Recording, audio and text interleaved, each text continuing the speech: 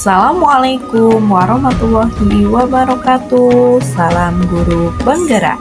Jumpa lagi dengan saya Afifa Amalia, calon guru penggerak angkatan 11 dari Kota Metro Lampung. Tempat tugas saya yaitu di SMP Negeri 8 Metro. Kali ini saya akan memaparkan hasil refleksi dui mingguan dari modul 2.2 saya tentang pembelajaran sosial dan emosional. Kegiatan kali ini saya menggunakan model refleksi 4C, yaitu yang pertama connection, yang kedua challenge, yang ketiga konsep, dan yang keempat change. Yang pertama yaitu ada connection yang menjelaskan tentang apa keterkaitan materi yang didapat dengan peran saya sebagai calon guru penggerak. Ada banyak pemahaman yang saya dapatkan pada modul 2.2 ini mengenai materi pembelajaran sosial emosional. Pada modul ini, saya belajar menciptakan lingkungan belajar yang aman dan nyaman agar seluruh individu di sekolah dapat meningkatkan kompetensi akademik dan kesejahteraan psikologis secara optimal. Guru yang memiliki kompetensi sosial dan emosional yang baik lebih efektif dan cenderung lebih tangguh dan merasa nyaman di kelas karena guru dapat bekerja sama lebih baik dengan murid, di mana materi ini sangat erat kaitannya dengan peran saya sebagai calon guru penggerak. Dalam modul ini, saya mempelajari 5 kompetensi sosial dan emosional dan bagaimana implementasinya dalam pembelajaran, kesadaran penuh, mindfulness, dan kesejahteraan psikologi, well-being. Materi dalam modul ini sangat mendukung peran saya sebagai guru penggerak, karena ketika saya dapat memiliki kompetensi sosial emosional yang baik, saya akan lebih efektif dengan mengimplementasikan pembelajaran sosial dan emosional. Saya juga akan mampu menciptakan lingkungan belajar yang tepat serta berkoordinasi untuk meningkatkan pembelajaran akademik, sosial, dan emosional kepada semua murid. Saya juga akan membangun kolaborasi bersama dengan warga sekolah untuk membentuk lingkungan belajar yang positif untuk membangun penerapan sosial emosional yang baik. Kedua, yaitu challenge, yang dimaksud dengan adakah ide, materi, atau pendapat dari narasumber yang berbeda dari praktik yang saya lakukan selama ini. Dari beberapa konsep materi yang saya terima, ada beberapa yang berbeda dengan apa yang saya pahami selama ini. Di antaranya, yang pertama, sebelum mempelajari modul ini, saya berpikir bahwa pembelajaran sosial dan emosional adalah pembelajaran tentang sopan santun atau bagaimana cara berpikir seorang anak kepada orang yang lebih tua maupun teman sebayanya ternyata tidak begitu.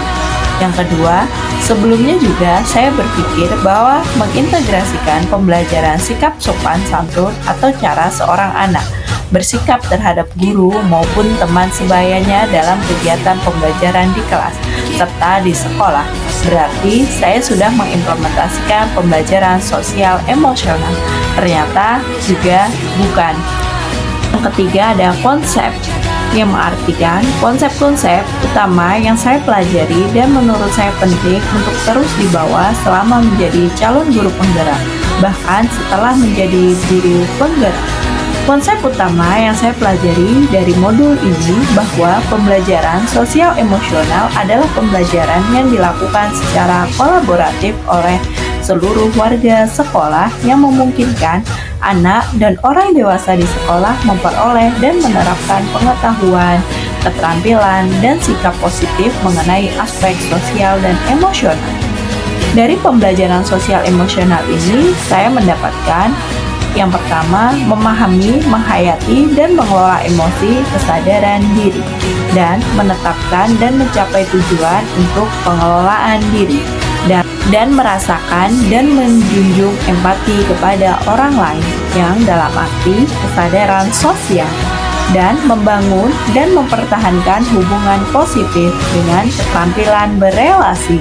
Dan yang terakhir, membuat keputusan bertanggung jawab, yaitu pengambilan keputusan yang bertanggung jawab. Pembelajaran sosial emosional ini dapat dicapai dengan cara yang pertama, menciptakan lingkungan belajar yang tepat serta terkoordinasi untuk meningkatkan pembelajaran akademik, sosial, dan emosional semua murid. Yang kedua, kemitraan atau kerjasama sekolah, keluarga, komunitas untuk membentuk lingkungan belajar dan pengalaman yang bercirikan hubungan atau relasi yang saling mempercayai dan berkolaborasi. Yang ketiga ada kurikulum dan pembelajaran yang jelas dan bermakna dan evaluasi secara berkala. Yang keempat, pembelajaran sosial dan emosional akan memberikan fondasi yang kuat bagi murid untuk dapat sukses dalam kehidupan mereka. Keempat, ada change. Artinya, apa perubahan dalam diri saya setelah mendapatkan materi pada modul ini? Setelah mempelajari modul ini, saya merefleksikan diri saya, ternyata saya belum sepenuhnya memahami apa itu pembelajaran sosial dan emosional dengan baik. Untuk kedepannya, saya akan menerapkan perubahan-perubahan baik di kelas maupun di sekolah. Di kelas, saya akan membudayakan dan mengintegrasikan pembelajaran sosial emosional dalam setiap pembelajaran yang saya lakukan. Misalnya, membuat roda emosi di kelas yang akan diisi murid dalam setiap pagi sebelum pembelajaran. Yang kedua, mengajak murid untuk menghadirkan mindfulness dengan teknik STOP. Dan pembelajaran dilaksanakan secara individu dan berkelompok secara seimbang, sehingga mampu mengembangkan 5 kompetensi sosial dan emosional. Dan yang terakhir, menghadirkan peristiwa-peristiwa dalam setiap pembelajaran, sehingga anak akan memiliki keterampilan dan ingatan yang kuat. Sekolah, saya akan melakukan perubahan, di antaranya saya akan berusaha menjadi teladan yang baik dalam penerapan KSE di sekolah, dan saya akan melakukan pengimbasan pemahaman dan penerapan tentang pembelajaran sosial dan emosional yang saya dapatkan dan terapkan di kelas saya kepada rekan sejawat. Serta saya juga akan berkolaborasi dengan teman sejawat dalam penerapan dan pembudayaan kompetensi sosial dan emosional di sekolah. Misalnya, dengan cara membuat kesepakatan bersama, membuat komunitas belajar profesional, membuat sistem monitoring rekan sejawat, dan mengintegrasikan kompetensi sosial emosional dalam pelaksanaan rapat guru. Inilah tadi pemaparan hasil refleksi Dwi mingguan dari modul 2.2 tentang pembelajaran sosial emosional yang telah saya paparkan. Semoga apa yang saya sampaikan dapat bermanfaat. Saya ucapkan terima kasih. Saya akhiri. Wassalamualaikum warahmatullahi wabarakatuh.